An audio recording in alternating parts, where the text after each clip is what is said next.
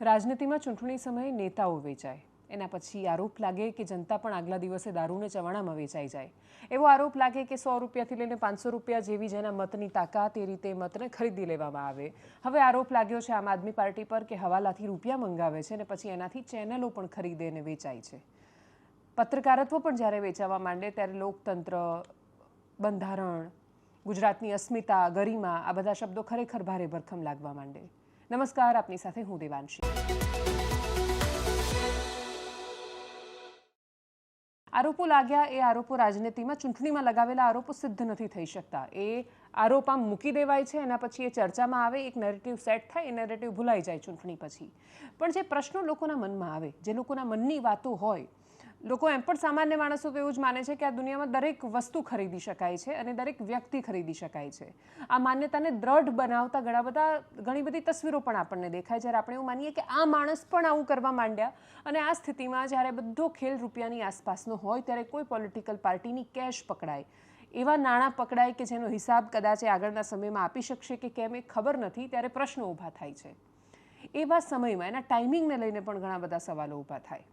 દિલ્હીમાં શરાબકાંડના લાગેલા આરોપો હોય, ચૂંટણીના થોડા સમય પહેલાં જ ઊભી થયેલી વાતો, એના પછી કોર્ટમાં જે પણ થયું ને આગળ કેસ ચાલી રહ્યો છે એ બહુ રિલેવન્ટ નથી રહેતું જ્યારે ચોક્કસ સમયે ચોક્કસ આરોપો લગાવવામાં અને એક નેરેટિવ સેટ કરવામાં કોઈ પણ પાર્ટી સફળ થાય. એ આખી લડાઈ નેરેટિવની છે. લોકોના મનમાં તમે શું ઠસાવી શકો છો, એ એક જ વાતના અલગ અલગ રૂપ હોઈ શકે. તમે કોઈ પણ દ્રશ્યને બર્ડ વ્યૂથી કે પછી 360 ડિગ્રી ગોળ ગોળ ફરીને નથી જોઈ શકતા. અને એટલે જ તમે સિક્કાની એક બાજુ, બે બાજુ, ત્રણ બાજુ, અને એટલે જ બધા અલગ અલગ રીતે સત્યને જોવે છે, અલગ અલગ રીતે મૂકે છે. જનતા કદાચ એ બધા દ્રશ્યો જોઈ પણ નથી શકતી ને એની પાસે પોતાના રોજિંદા કામમાંથી સમય મળે તો એ જાણવાની છે કે આ બાજુનું સત્ય આ છે, આ બાજુનું સત્ય આ છે. એને તો જેણે જે બતાવ્યું એના સુધી જે પહોંચ્યું એનું સત્ય. અને એટલે જ એ નેરેટિવ સેટ કરવામાં કોણ સફળ થાય છે એ ચૂંટણીઓ જીતવામાં સફળ થઈ જતો હોય છે. મહત્તમ 10થી 20% વોટર એવો છે કે જે છેલ્લી ઘડીએ કે નેરેટિવના આધાર પર નક્કી કરે છે કે એનો મત કઈ બાજુ જશે. મોટા ભાગના લોકો પોતાની વિચારધારાને વળગીને બેઠેલા છે. વિચારધારાને વળગીને બેઠેલા માણસો માટે નેરેટિવ છે જ નહીં. એ તો એ જ માનવાના છે જે એ માનતા આવ્યા છે, કોઈ ગમે તે કે કેમ કે દ્રઢપણે ચોક્કસ વિચાર સાથે જોડાયેલા છે. પણ વચ્ચે રહેલો મતદાર, એ જો વંડીની આ બાજુ જાય તો આ જીતે છે ને આ બાજુ જાય તો આ જીતી જાય છે. ને એટલે જ એને રીઝવવાની લડાઈમાં સુરતથી સમાચાર આવ્યા. સુરત ક્રાઇમ બ્રાન્ચે આખી તપાસ કરીને જેમાં આમ આદમી પાર્ટી પર આરોપ લાગ્યા કે 80 લાખથી લઈને 1 કરોડ કે પછી કોઈ 20 કરોડ, જે પણ આંકડો તમે આપો, એ ચોક્કસ આંકડો સામે નથી ને એટલે જ આંકડાનો મતલબ નથી, પણ હવાલાથી નાણાં મંગાવવામાં આવતા હતા, આંગળીયામાં રૂપિયા આવતા હતા. જેટલા પણ વેપારીઓ કામ કરતા હશે કે પછી રાજનૈતિક પક્ષના લોકો, આંગળીયાનો ઉપયોગ બધા કરે છે. કેશમાં જે લોકો વ્યવહાર કરે છે એ લોકો આંગળીયાનો ઉપયોગ કરે છે. ચોક્કસ વ્યક્તિઓના ચોક્કસ રીતે રૂપિયા પકડાય તો એ સમાચાર બને છે, બાકી એ સમાચાર નથી બનતા. પણ એ આંગળીયામાં ઝડપાયેલા નાણાં અને એના પછી ગૃહમંત્રીના કરેલા પ્રહારો એ ગઈકાલની રાજનીતિનો મુખ્ય વિષય બન્યા અને આજે આખો દિવસ રાજનીતિની ચર્ચા એની આજુબાજુ થઈ આમ આદમી પાર્ટીના હવાલાકાંડની આસપાસ. પણ આ સવાલો હવે માત્ર કોઈ પોલિટિકલ પાર્ટીના માણસોએ નથી કર્યા. એવા લોકો પણ કરી રહ્યા છે જે તે સમયે આમ આદમી પાર્ટીના વિચારોનું કે વિચારધારાનું સમર્થન કરતા હતા. સૌથી પહેલાં નાયબ મુખ્યમંત્રી હર્ષ સંઘવી એના પર શું બોલ્યા, જવાબ આપતા ઈસુદાન ગઢવીએ શું કહ્યું. કોંગ્રેસના પ્રદેશ પ્રમુખ અમિત ચાવડાને જ્યારે પ્રશ્ન પૂછાયો હતો એક ન્યૂઝ ચેનલને આપેલા ઇન્ટરવ્યુમાં એમણે કહ્યું કે આમ આદમી પાર્ટી તો ભાજપની બી ટીમ છે અને એટલે જ ભાજપવાળા જેમને રૂપિયા મોકલે છે અને કોંગ્રેસના વોટ તોડવા માટે એ લોકો આવ્યા છે. સત્તા વિરોધી જેટલા વોટ છે એ તૂટી જાય એવું ઈચ્છે છે. પ્રશ્ન એ છે કે તમે જ્યારે સત્તા પક્ષનું કેમ્પેઇન જોશો રાજનીતિનું તો તમને સમજાશે કે કાં તો સરખા પ્રહાર છે કોંગ્રેસ અને આમ આદમી પાર્ટી પર, અને કાં તો અમુક વિડીયોઝમાં આમ આદમી પાર્ટી પર વધારે પ્રહાર છે અને એ બતાવે છે કે કોણ કોને ખતરો માની રહ્યું છે. અને એ સ્થિતિમાં હવે રાજનૈતિક પક્ષોના કેમ્પેઇનને જોતા પણ કોંગ્રેસે મનોમંથન કરવાનો સમય આવ્યો છે કે સત્તા પક્ષ પણ શું કામ આટલા બધા પ્રહાર આમ આદમી પાર્ટી પર કરી રહ્યું છે. જો એ રેલેવન્ટ જ નથી, જો એ મહત્વના જ નથી તો કોંગ્રેસની સામે પણ બહુ જ બધા સવાલો છે. કોંગ્રેસ પોતપોતાના ક્ષેત્રમાં મહેનત તો કરી રહી છે. કોંગ્રેસના નેતાઓ જે પણ કરતા હોય, પણ કોંગ્રેસનો કાર્યકર જુસ્સા સાથે લડી રહ્યો છે નીચે મેદાન પર. કોંગ્રેસનો કાર્યકર એની વિચારધારા, એના અસ્તિત્વને ટકાવી રાખવા માટેનો પ્રયત્ન કરી રહ્યો છે. એની ખૂબ ફરિયાદો છે પોતાના શીર્ષ નેતૃત્વની સામે, પણ છતાં એની અંદર લડવાની જીજીવિષા છે. જવાબ બહુ જ સરળ છે કે એની પાસે એક ચોક્કસ વિચારધારા છે. અને જ્યારે જેની પાસે વિચારધારા હોય એના માટેની લડાઈ હોય ત્યારે એ લડતા રહેશે. ભારતીય જનતા પાર્ટીના કાર્યકર્તાઓ પાસે પણ પોતાની વિચારધારા છે અને એ પોતાની વિચારધારા બચાવવા માટે, એના અસ્તિત્વ માટે એમને પણ પોતાના પક્ષથી ફરિયાદો હશે. એમને પણ લાગતું હશે કે રસ્તાની આ હાલત ન થવી જોઈએ. એમને પણ લાગતું હશે કે કરપ્શન અતિશય વધી રહ્યું છે. એમને પણ લાગતું હશે કે અધિકારીઓની તાનાશાહી વધી રહી છે. પણ છતાંય જ્યારે ચૂંટણી આવે ત્યારે એ મોટા ભાગે પોતાના પક્ષે પ્રતિબદ્ધ રહેતા હોય છે. કારણ બહુ જ સરળ છે. એમની પાસે એક વિચાર અને વિચારધારા છે. એમની પાસે સત્તાના ઉદ્દેશ્યો છે. પ્રશ્ન આમ આદમી પાર્ટીના કાર્યકર્તાઓનો છે, એ કઈ વિચારધારાના આધાર પર ટકેલા અને વળગેલા રહેશે. અને એટલે જ જો સૌથી વધારે આમથી તેમ કોઈ થતું હોય નીચેથી લઈને ઉપરના સમયમાં, અને જો એ આમ આદમી પાર્ટી પર સવાલો થતા હોય, તો જવાબ બહુ જ સરળ છે. જો તમે સત્તા સુધી પહોંચો છો તો કાર્યકરો ટકીને રહેવાના છે, જોડાઈને રહેવાના છે. બાકી કોંગ્રેસને જેટલો લાંબો સમય, એટલે 30 વર્ષ થયા હોય સત્તા વગરના, અને છતાંય નીચે લડવાવાળા કાર્યકર્તાઓ હોય તો એ કોંગ્રેસમાં શક્ય છે. આમ આદમી પાર્ટીને પોતાના જ કાર્યકર્તાઓ, ગુજરાત રાજ્ય જવા દો, પણ એમના જ કાર્યકર્તાઓ 30 વર્ષ આપે એવું જોઈને હાલ પ્રાથમિક દ્રષ્ટિએ લાગી નથી રહ્યું. આ સ્થિતિમાં હર્ષ સંઘવી શું બોલ્યા, ઈસુદાન ગઢવી શું બોલ્યા, આમ આદમી પાર્ટીના વિચારોનું જે તે સમયે સમર્થન કરતા ખેડૂતોની સભામાં જતા પરેશ ગોસ્વામી હવે આમ આદમી પાર્ટીને જ સવાલ કરી રહ્યા છે. સૌરાષ્ટ્રનું જાણીતું નામ છે, હવામાનની આગાહીઓ કરતા હોય છે એ પરેશ ગોસ્વામી, કે જે અનેક રેલીમાં આમ આદમી પાર્ટીના નેતાઓ સાથે મંચ શેર કરતા દેખાયા હતા, એક જ મંચ પર દેખાયા હતા, એ હવે આમ આદમી પાર્ટી પર સવાલ કરી રહ્યા છે. સાંભળીએ. ચપ્પલ પહેરીને પેલા ફોટાઓ પડાવે, અને આજે જ સુરતમાં એક કિસ્સો હમણાં હું આવતા ન્યૂઝ ચેનલ પર જોતો હતો કે કરોડો રૂપિયા જોડે આમ આદમી પાર્ટીનો કોઈ એક દિલ્હીથી આવેલા નેતાના પીએ એનું હવાલા કૌભાંડ કંઈ પકડાયું છે. અને વિડીયોના દ્રશ્ય તમે જુઓ તો આગળ આમ મોટી ઠોકરી રૂપિયાની દેખાય છે. આમ આદમી પાર્ટીને એટલો આવકાર અત્યારે ગુજરાતમાં મળી રહ્યો છે. લોકો અત્યારે ભાજપના નેતાઓને ભગાડી રહ્યા છે ચૂંટણી પ્રચારમાંથી. ભાજપ ડરી ગઈ છે. ભાજપ એને એની બી ટીમ, ગઠબંધનવાળી કોંગ્રેસ બંને મળીને ચૂંટણી લડી રહી છે. અને એની સામે આમ આદમી પાર્ટીના લડવૈયાઓ મજબૂતાઈથી સામ દામ દંડ ભેદથી પણ ડર્યા વગર, તમે જો જેલથી પણ ડર્યા વગર મજબૂતાઈથી ચૂંટણી લડી રહ્યા છે. 28 તારીખના પરિણામો ગુજરાતની જનતાની ભવિષ્ય માટે સારા આવી રહ્યા છે. એટલે ભાજપ ખૂબ ડરી ગયું છે. એટલે ભાજપ છે એ આવા ચૂંટણી સુધી આવા ષડયંત્રો ચાલુ રાખશે. તમે જુઓ, અહીંયાથી આમ થયું ને અહીંયાથી આમ થયું ને કોઈ સીસીટીવી આપી દે ને. હું કહેવા માંગુ છું ભાજપને કે આટલા બધાએ તમે પ્રયાસો આમ આદમી પાર્ટીને કચડવા માટે કરો છો, આમ જનતાને કચડવા માટે કરો છો, એટલી જ જો કામગીરી તમે પ્રજાની સેવા કરી હોત, લોકોના કામો કર્યા હોત, તો આ દિવસો તમારે જોવા ન પડત. અત્યારે લોકો તમને ધિકારે છે. વોર્ડમાં ઘૂસવા નથી દેતા, તાલુકામાં ઘૂસવા નથી દેતા, જિલ્લામાં ઘૂસવા નથી દેતા.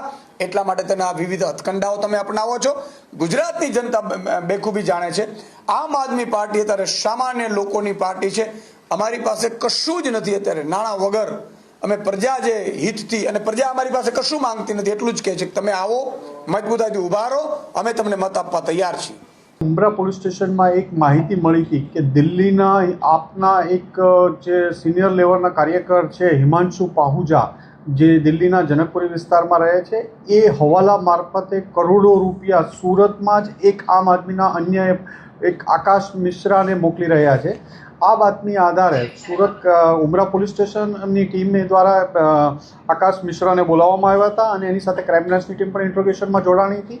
અને આ લોકોની પૂછપરછમાં છેલ્લા 5 જ મહિનામાં હિમાંશુ પાહુજા દ્વારા સુરતની એક આંગડિયા પેઢીમાં 5 થી 6 ટ્રાન્ઝેક્શન કરવામાં આવ્યા છે, જેમાં 1 કરોડ, 1.25 કરોડની આસપાસની રકમ 5-6 મહિનામાં અહીંયા મોકલવામાં આવી છે.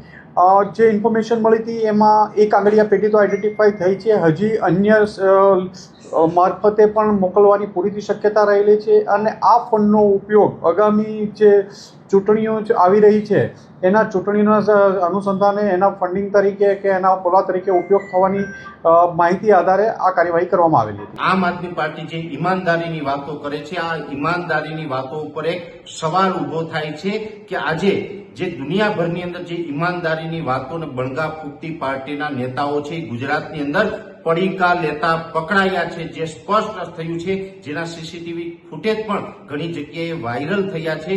ત્યારે હું આપને સવાલ કરું છું કે આમ આદમી પાર્ટીને જે પણ આ રૂપિયા મોકલવામાં આવ્યા છે એ રૂપિયા પહેલા તો કોના છે, જેની તપાસ થવી જોઈએ. એ રૂપિયા દિલ્હીની સામાન્ય જનતાના મજૂરના છે અથવા તો એ રૂપિયા છે પંજાબના કિસાનોના રૂપિયા છે? કેમ કે પંજાબના કિસાનો છે એ પણ દિવસ રાત પોતાના ખેતરમાં મહેનત કરી પરસેવો પાડી અને ઉત્પાદન લઈને પૈસા કમાઈ રહ્યા છે. એ એની જનતાના જે પંજાબના ખેડૂતોના રૂપિયા તો નથી ને, એ પણ તપાસ થવી જોઈએ. અથવા તો આ રૂપિયા છે કોઈ દેશ વિરોધી પ્રવૃત્તિ કરતા હોય એવા કોઈ સંગઠનોના છે કે નહીં, આની તપાસ થવી ખૂબ જરૂરી છે. અને ખાસ કરીને આમ આદમી પાર્ટી છે જે ઈમાનદારીની ખોટે ખોટી મોટી વાતો કરે છે, એ આમ આદમી પાર્ટીના ગુજરાતના તમામ નેતાઓએ પણ પ્રેસ કોન્ફરન્સ કરીને આની સ્પષ્ટતા કરવી જોઈએ, આનો હિસાબ આપવો જોઈએ કે આ રૂપિયા ક્યાંથી આવ્યા. એક તસવીર સામે આવી ઉધના રેલવે સ્ટેશનની હતી. એક વ્યક્તિ બૂમ પાડીને કહી રહ્યો હતો, હવે હું ફરીથી નહીં આવું. જેને તમે વિડીયોમાં સાંભળ્યો એ એક પ્રવાસી મજૂર છે જે કાં તો બિહાર કાં તો ઉત્તર પ્રદેશ એ બાજુ જઈ રહ્યો છે. પોતાના ઘરથી કે ગામથી નીકળવું કોઈને પસંદ નથી હોતું. તકની તલાશમાં માણસો દૂર દૂર સુધી જાય છે રોજગારીના અવસરો મેળવવા માટે. એ ગુજરાત જેવા રાજ્યો માટે આવે છે. ગુજરાત હંમેશા પ્રવાસી મજૂરોને આકર્ષતું રાજ્ય રહ્યું છે અને એટલે જ અહીંયા ધંધો છે, રોજગાર છે, વેપાર છે. સુરત જેવા શહેરોમાં તો એટલી બધી વસ્તી ગીચતા છે ને એ વસ્તી ગીચતા બહારથી આવેલા માણસો માટે છે ને એ કોઈ પણ સંસ્કૃતિ અને સભ્યતાની અદ્ભુત નિશાની રહી છે. સંસ્કૃતિ અને સભ્યતા જ્યારે આમ પોતાને એક જગ્યાએ બંધ કરી દે અને વહેતી ન રહે તો એ ટકી નથી શકતી. ભાષા, સંસ્કૃતિ અને સભ્યતા એ સતત પોતાની અંદર ઉમેરતા રહે. કશુંક આવે એમાંથી સારું લેતા જાય ને ખોટું વહાવતા જાય, ખરાબ છે એને બહાર કાઢતા જાય, ત્યારે જે વધારે સમૃદ્ધ થતા હોય છે. સુરત જેવું શહેર એ ખૂબ સમૃદ્ધ થયેલું રાજ્ય છે, સમૃદ્ધ થયેલું શહેર છે. પોતાની સભ્યતા અને સંસ્કૃતિના દ્રષ્ટિકોણથી વિચારીએ તો એ સૌથી વધારે પ્રવાસી મજૂરોને આકર્ષે છે. મોટાભાગે યુપી, બિહારથી આવતા આ લોકો અહીંયા જ્યારે રોજગારની તલાશમાં આવે એ જ રીતે જે રીતે કોઈ ગામ છોડીને શહેરમાં જાય છે નજીકના, એટલે કોઈ સામાન્ય ગામડામાંથી આવેલું માણસ અમદાવાદ આવે, કાં તો એ રાજકોટ આવે, સૌરાષ્ટ્રના કોઈ ગામડામાંથી નીકળીને રાજકોટથી એક તલાશમાં અમદાવાદ આવે, અમદાવાદથી નીકળીને મુંબઈ જાય કે દિલ્હી જાય અને પછી એની પાંખો ફેલાઈ અને એ કાં તો પોતાને અમેરિકાના ન્યૂયોર્કમાં કે પછી બ્રિટનના લંડનમાં જોતા હોય.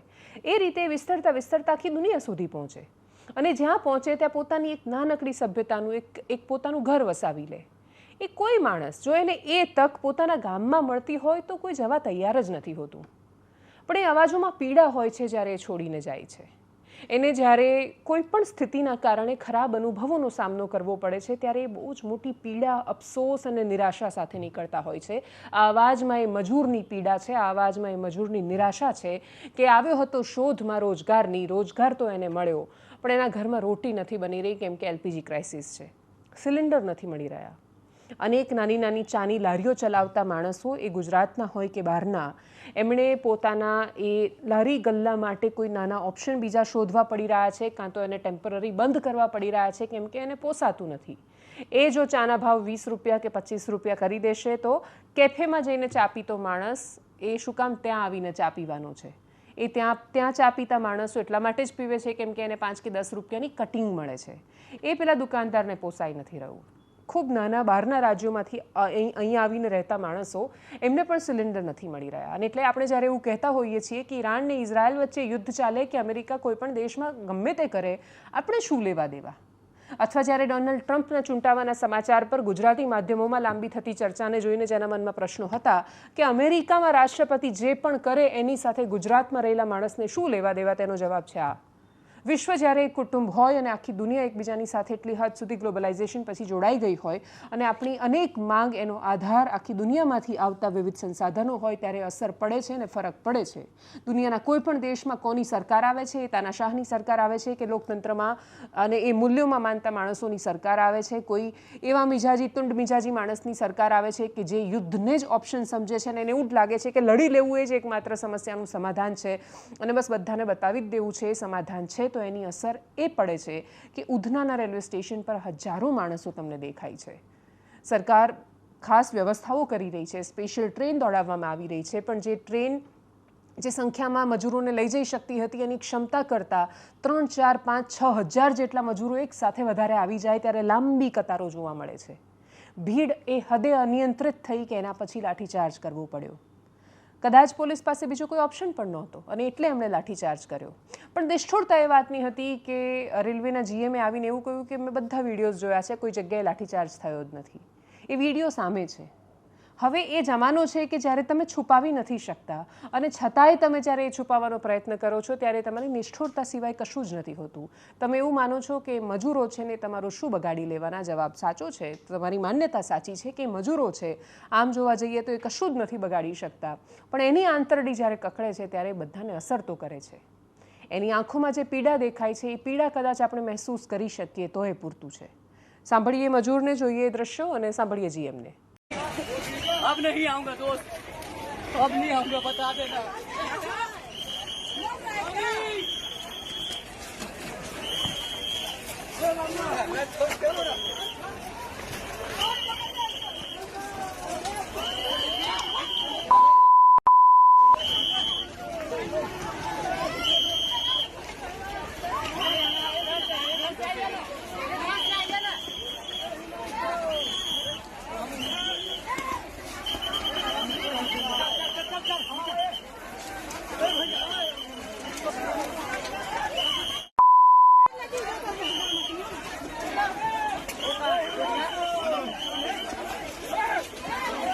जितना वीडियो मैंने यहाँ पर देखा है उसमें किसी पैसेंजर के ऊपर लाठीचार्ज नहीं हुआ है. जो हमारी फेंसिंग लगी हुई थी उसके ऊपर डंडा जरूर मारा गया है क्योंकि लोग लाइन तोड़ करके जा रहे थे. ये उनके हित में और हम सबके हित में किया गया था. અને હવે એવી ઘટનાની વાત કરીએ કે જે આપણા સમાજનું ધીરે ધીરે એટલું મોટી હદ સુધી પ્રતિબિંબ બનતી જાય છે કે આપણને વિચાર કરવા મજબૂર કરે કે આપણે જે સ્ત્રીને કરુણાનો અવતાર માની, આપણે જે સ્ત્રીને એટલી બધી ઉપમા અને અલંકારો આપી દીધા અને એના પછી એની પાસેથી મરજી પણ છીનવી લીધી અને હવે આપણે એ સ્થિતિમાં આવીને ઊભા છીએ કે જેને કરુણાનો અવતાર માનતા હતા એ તો ક્રૂરતાની મૂર્તિ નીકળી રહી છે. વડોદરાની એક ઘટના સામે આવી. છાણી વિસ્તારમાં રહેતા ગિરીશભાઈ પટેલ પાનનો ગલ્લો ચલાવે છે. એમના લગ્ન 7 વર્ષ પહેલાં બીજી જ્ઞાતિમાં થયા હતા. ફાલ્ગુની શર્મા નામે એક સ્ત્રી સાથે એમના લગ્ન થયા. સમાજની બહાર લગ્ન કેમ કરવા પડ્યા? જવાબ બહુ જ સરળ છે, છોકરી મળતી જ નથી સરળતાથી. એ સમસ્યાને લવ મેરેજીસ પર બૂમો પાડતા લોકો, જે તે સમયે જ્યારે આટલા બધા વિવાદો ચાલી રહ્યા હતા ત્યારે અમે એને બહુ વિસ્તારથી સમજાવવાનો પ્રયત્ન કર્યો હતો અને કહ્યું હતું કે લવ મેરેજ પર બૂમો એટલે પડી રહી છે કેમ કે સમાજના છોકરાઓ માંડા રહી જાય છે. છોકરી નથી મળતી એટલા માટે જ લવ મેરેજની સામે આટલી બધી બૂમો પડી રહી છે અથવા સમસ્યાઓ થઈ રહી છે. ગિરીશ પટેલના કિસ્સામાં શું હશે ખબર નથી, પણ એમના લગ્ન ફાલ્ગુની શર્મા સાથે થયા. 7 વર્ષ જેટલો સમય થયો હતો એમના લગ્નને. પણ ફાલ્ગુનીને કદાચ લગ્ન પહેલાં બીજા કોઈ સાથે પ્રેમ હતો. ફાલ્ગુનીએ આ વાત પોતાના ઘરે કહી હતી. એમના જ ગામમાં રહેતા, એમના જ સમાજના એક છોકરાને પ્રેમ કરતી ફાલ્ગુનીના લગ્ન એમના પરિવારે ખબર નહીં શું કામ પણ ગિરીશ પટેલ સાથે કરાવી દીધા. ફાલ્ગુની જો એ લગ્નથી ખુશ નહોતી તો એ પોતાના ઘરેથી નીકળી જઈ શકતી હતી. વધારેમાં વધારે એની સાથે શું થતું? એક સામાજિક બહિષ્કારનો એને સામનો કરવો પડતો કદાચ. એનાથી વધારે કશુંક થતું એ બહુ અપવાદરૂપ કિસ્સાઓમાં થાય છે ખોટું, પણ એના સિવાય એનાથી વધારે કોઈ સજા નથી આપતું. તાલિબાની સજા હજુ એ મળે છે, એની તીવ્રતા વધી રહી છે, પણ છતાંય એની તીવ્રતા એટલી તો ઓછી છે જ કે ફાલ્ગુનીએ જે કર્યું એ કદાચ કોઈ સંજોગોમાં મંજૂર નહોતું. એમને 4 વર્ષનું એક બાળક છે, સંતાન છે. એ ફાલ્ગુની પટેલ પોતાના પૂર્વ પ્રેમી કૌશિક શર્માના સંપર્કમાં હતા. એ બંનેનું લગ્નેત્તર અફેર ચાલુ હતું અને એના પછી એમને એવું લાગ્યું કે હવે એકબીજા વગર નહીં રહી શકે તો એમણે એવો નિર્ણય કર્યો જે કોઈ કલ્પના ન કરી શકે. ફાલ્ગુનીએ નક્કી કર્યું કે નડે કોણ છે તો કે પતિ ગિરીશ પટેલ. એ પતિ ગિરીશ પટેલ જેની સાથે એમને 4 વર્ષનું સંતાન છે તો કે આપણે એને જ મારી દઈએ એટલે કોઈ સમસ્યા જ નહીં. એ પતિની પ્રેમી સાથે મળીને સોપારી આપી. એક વ્યક્તિ એમને એનું અપહરણ કર્યું અને અપહરણ કર્યા પછી અનેક વિસ્તારોમાં એ ગાડી ગોળ ગોળ ફેરવ્યા પછી એમને વડોદરાથી પાસે સોજિત્રા પાસે નર્મદાની કેનાલમાં ફેંકી દીધા. ગિરીશ પટેલનું ભાગ્ય જુઓ તમને. આપણે જે કહીએ છીએ ને કે જેને રામ રાખે ને કોણ ચાખે. અમદાવાદ પ્લેન ક્રેશમાં ઘટના જોઈ હતી કે બધા માણસો મૃત્યુ પામ્યા અને એક વ્યક્તિ ઉનાનો છે બચી ગયો. કોઈ કલ્પના ન કરી શકે એ રીતે. નર્મદા કેનાલમાં પગ લપસે ને મરી જાય એવી સ્થિતિમાં ગિરીશ પટેલના હાથમાં એક પાઇપ આવી ગઈ જેના સહારે લટકી રહ્યા 3 કલાક સુધી. એ બચી ગયા અને પછી જ્યારે બહાર આવ્યા અને એમણે પોલીસ ફરિયાદ કરી ત્યારે આ ઘટના સામે આવી. માણસો શું માનતા બાકી? મોટાભાગના લોકો એવું જ માનતા ને કે ગિરીશ પટેલ નામનો એક માણસ એણે નર્મદા કેનાલમાં જઈને આત્મહત્યા કરી દીધી અથવા કોઈ પણ અકસ્માતમાં જે ઘટના આખી ખપી જવાની હતી એ ઈશ્વરની દયાથી ગિરીશ પટેલ બચ્યા અને પછી આ સામે આવી દુર્ભાગ્યપૂર્ણ ઘટનાઓ આપણે સાંભળીએ ત્યારે આપણને વિચાર આવે કે 7 વર્ષથી જેની સાથે રહેતા હોય, જેના થકી 4 વર્ષનું બાળક હોય, બહુ જ નાનું બાળક હોય, એ માતાને કોઈની સાથે અફેર છે ને એના માટે પોતાના પતિને મારી નાખવા તૈયાર થઈ જાય છે. આટલી હદ સુધીની ક્રૂરતા, એ કરુણાની મૂર્તિ જેને કહીએ છીએ એનામાં કેવી રીતે આવી? સમાજ માટે બહુ ચિંતા અને ચિંતનનો વિષય છે. બહુ જ સરળતાથી લેવાતા છૂટાછેડા આવા સમાચારો સાંભળીએ ત્યારે રાહત જેવા લાગે છે. એક બાજુ એવી ચિંતા થાય સમાજની કે કોઈના લગ્નમાં ગયા હોઈએ, એના ફોટોઝ નથી આવ્યા હજી, તો આપણે એવું નથી કે આપણે કંઈ વોટ્સએપ કરજો ફોટોઝ, પેલા માણસો બીજા દિવસે તમને ફોટો મોકલે એની પહેલાં કાં તો છૂટાછેડા થઈ જાય છે. લગ્નો 1 વર્ષ નથી ટકતા, પણ એ છૂટા થઈ જતા માણસો સારા લાગે છે જ્યારે આ પ્રકારના સમાચાર જોઈએ કે તમારે નથી રહેવું કોઈની સાથે તો તમે છૂટા થઈ જાઓ, પણ કોઈને મારી નાખવાનો વિચાર ક્યાં સુધી આવે છે. અને આ એકમાત્ર સમાચાર નથી, સમાજમાં આવી અનેક ઘટનાઓ બની રહી છે. લવ મેરેજીસની સામે બૂમો પાડતો સમાજ આ પ્રકારની ઘટનાઓ સામે ખબર નહીં શું કામ ચૂપ થઈ જાય છે. એણે વિચારવું પડશે કે છોકરીના કોઈ પણ છોકરીના તમે એની અનિચ્છાથી લગ્ન કરાવો છો ત્યારે 1 વર્ષે નહીં ને 7 વર્ષે એ બહુ જ અલગ રસ્તે જઈ રહ્યા છે. અને એટલા જ માટે મરજીથી થતા લગ્નમાં એટલીસ્ટ મરજીથી છૂટા તો થાય છે માણસો. જબરદસ્તીથી કરાતા લગ્નો આ સ્થિતિમાં આવીને જો ઊભા રહી જતા હોય તો આ સમાજ માટે બહુ જ મોટી ચિંતાનો વિષય છે. એના માટે કોઈ એક ચોક્કસ જવાબ સાચો જવાબ નથી. એ દરેક ઘટનાએ બદલાતા એના જવાબો છે. અપેક્ષા રાખીએ કે સમાજ આવા વિષયો પર પણ ચિંતન કરીને એ વાતનો જવાબ આપણા સુધી પહોંચાડે, કેમ કે આપણે જે વ્યવસ્થાઓ પર ગૌરવ સાથે કહીએ છીએ એ વ્યવસ્થાઓ કદાચ આપણી પાસે ટકવાની જ નથી. આપણે એવું કહીએ છીએ કે પરિવાર એ આ દેશની તાકાત છે. આપણે એવું માનીએ છીએ કે વ્યક્તિ ભારતની એ તાકાત છે કે ભારતમાં વ્યક્તિઓ માત્ર પોતાનું નથી વિચારતા, આખા પરિવારનું વિચારે છે. અને એની એ ભાવના છે એ પરિવાર, કુટુંબ, તાલુકો, જિલ્લો, રાજ્ય અને પછી દેશ સુધી પહોંચાડે છે. ને એ ખરા અર્થમાં આપણને એક તાંતળે બાંધે છે. આપણે એ ભાવનાથી વિમુક્ત થઈ રહ્યા છીએ, દૂર થઈ રહ્યા છીએ. અને એટલે જ અપેક્ષા રાખીએ કે આ બધા વિષયો પણ આપણા માટે ખૂબ ગંભીર અને ચર્ચાના અને સંવાદના વિષયો બને, નહીં કે વિવાદના, નહીં કે છોકરીઓને ટાર્ગેટ કરવાના.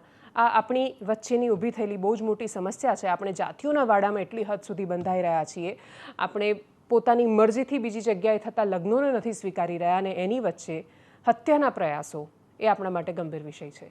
એનાલિસિસમાં અત્યારે બસ આટલું. જો આપ અમને યુટ્યુબ પર જોઈ રહ્યા છો તો સબસ્ક્રાઇબ કરો, ફેસબુક પર જોઈ રહ્યા છો તો ફોલો કરો, વિડીયોને શેર કરો. નમસ્કાર.